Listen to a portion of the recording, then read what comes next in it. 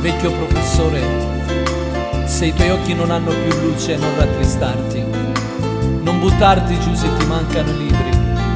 Quando vorrai li leggerò io per te e insieme sogneremo. Vecchio professore, un poca luce nei tuoi occhi, non ti rattristare se fatica nei libri. Quando lo vorrai, per te io leggerò, così riprenderai a sognare insieme a me, e così potrò capire il perché di ogni macchina,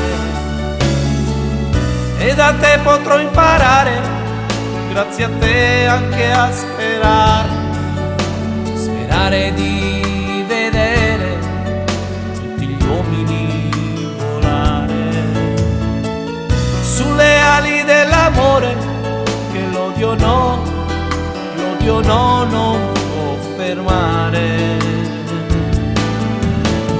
Vecchio professore, amico del passato, non ti abbandonare, ti ho dimenticato,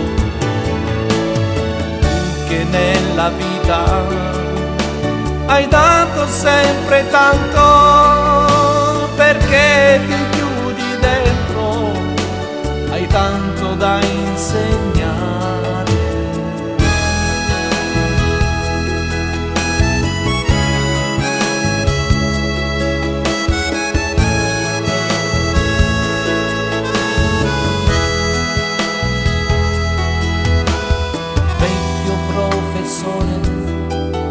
Non ti rattristare se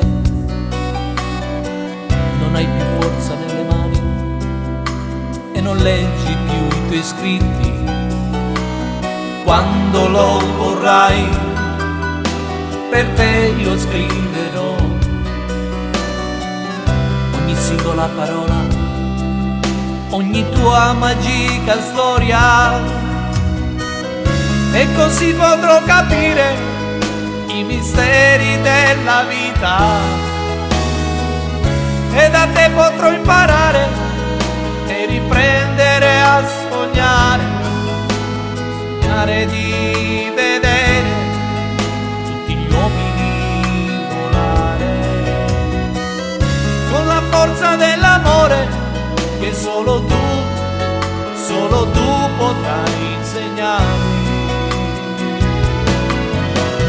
Caro professore, amico mio del cuore, non ti abbandonare, su di me tu puoi contare, puoi dare ancora tanto, forse anche più di prima. Caro professore, non esitare